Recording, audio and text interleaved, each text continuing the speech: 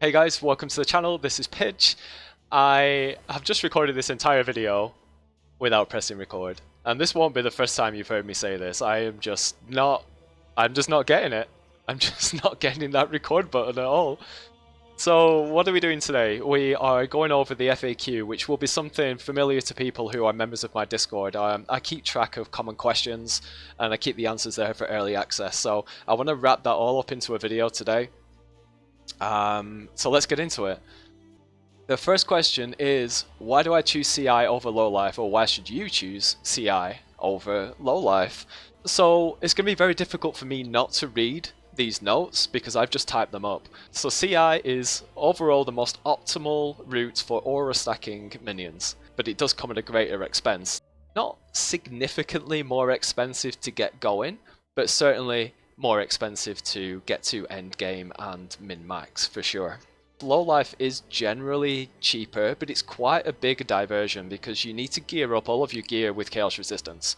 So what does CI mean? CI means that we go down to 1 HP health, but we become immune to chaos damage. So we don't need to spec into the chaos resistance anywhere in the build. It also frees up a gem socket.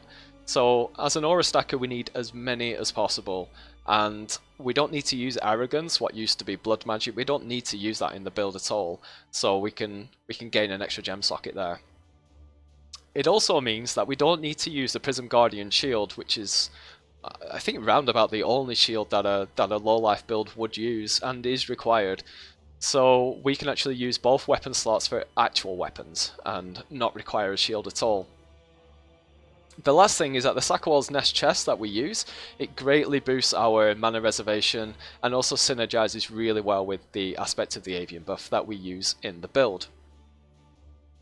So the second question is, why don't we use blood magic or arrogance? This question does get asked a lot, and this is people jumping into the build that don't really understand what CI is. Maybe this is the first time they've ever played CI. CI, by the way, stands for Chaos Inoculation. It's a notable on the tree, which puts your life down to 1 HP, but in return you get full Chaos immunity for that 1 HP.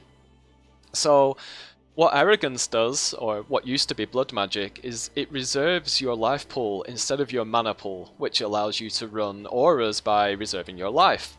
This way, with CI, you can't do that, so we need to only use our mana pool, and we boost our mana pool by using mana reservation.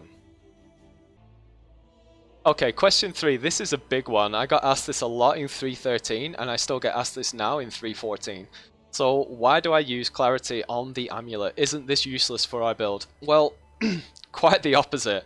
And this is... Clarity is so underrated. And I'll explain why. It's necessary for the build. In the build we use 2 Spectres. We use a Carnage Chieftain and a Host Chieftain. These generate power and frenzy charges for our minions, which give us a ton of DPS. Now, these charges require mana to cast, and we recharge the Spectre's mana using Clarity. Remember, we're an aura stacker and we share our auras with our allies. So by using Meat Shield with our Spectres, we actually keep them close, and Clarity is always affecting them and recharging their mana, so they're always able to cast a charge. Now, charges are inherently in the game. They're on a cooldown, so you can't affect that. I think it's 3 seconds before they can cast another charge. But what Clarity does is make sure they're always able to cast a charge. In low life builds, you would use life tap. You would used to use blood magic, but now life tap.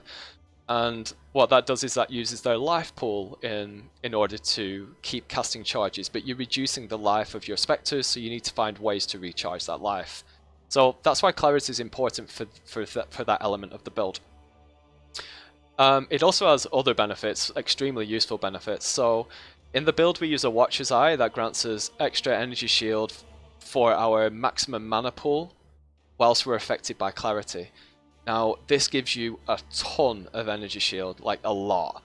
So it's extremely important to use with that. It also boosts our DPS. That might sound a little bit weird, but in the Necromancer Ascendancy, you actually get more, or your minions get more cast and attack speed per aura that you're running. So just having Clarity in the build boosts that DPS. Once you reach the min-max stage, you boost that even more with the staff by getting 4% more attack and cast speed per aura. So you're actually generating more, well, quite a chunk of DPS actually, just by running Clarity.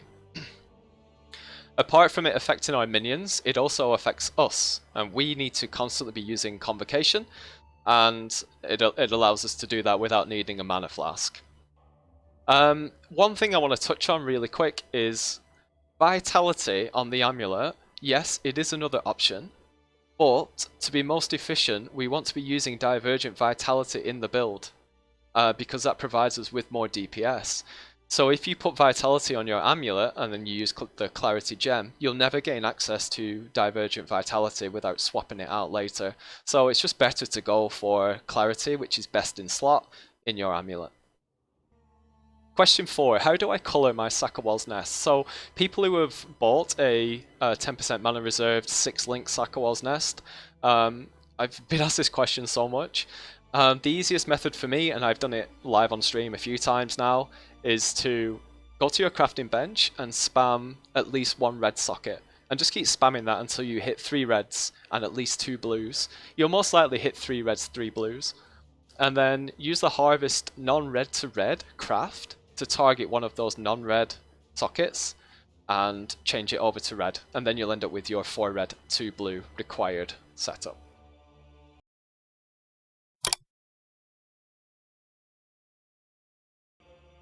Question 5. Aren't corrupted Oscarm gloves the best for Animate Guardian because you get Assassin's Mark and vulnerability? So some people have noticed that you can get corrupted Oscarm's gloves with vulnerability on hit as the corruption, and then you obviously get the explicit that comes with the Oscarm gloves, that is trigger Assassin's Mark on hit. But unfortunately it doesn't work. So what Animate Guardians can't do is they can't use triggered spells. So unfortunately Oscarm's gloves don't work to give your AG both curses. Question 6. How do you get your 3rd Spectre? So in the min-max version, I do have access to 3 Spectres, and the way we do that is by raising the level of the Ray Spectre gem up to 25.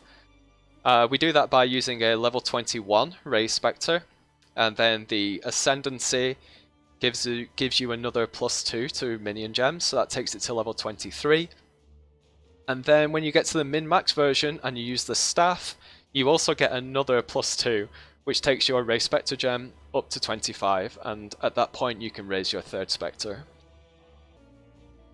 So question number 7 is, will you be creating another guide for 3.15? And the answer is absolutely yes. I've been working on projects behind the scenes. I've still been working on my POBs this morning, and I'm really excited about it, I gotta say.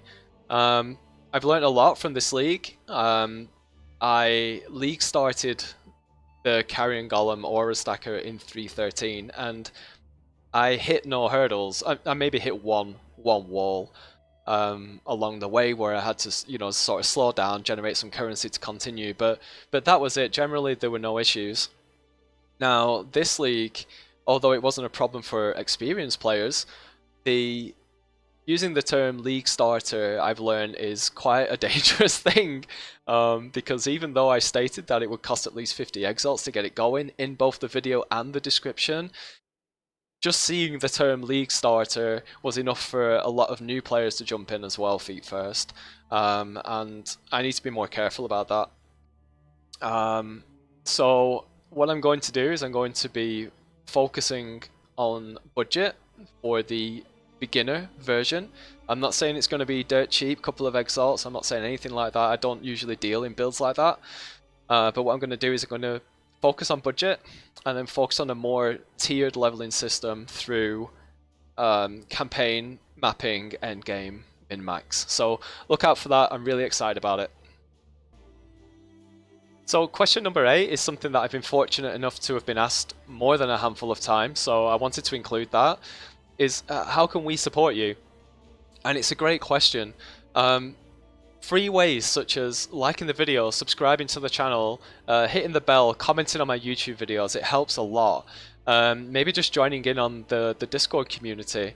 There are loads of people on there that are in the same boat as you. They're doing minion builds, or they just want to talk about POE. There's over 3,500 members on there, so if that's free to join, come and join in. There's also Discord boosting, which really helps. And then if you do want to go the extra mile, you can look at my Patreon, which I set up over the weekend, and also Twitch subscriptions also. So the links for those will be in the description. I really appreciate any support. So thank you guys very, very much. Right, that may be the last PoE video for me in 3.14. So I will see you in 3.15. Take care, guys. Bye-bye.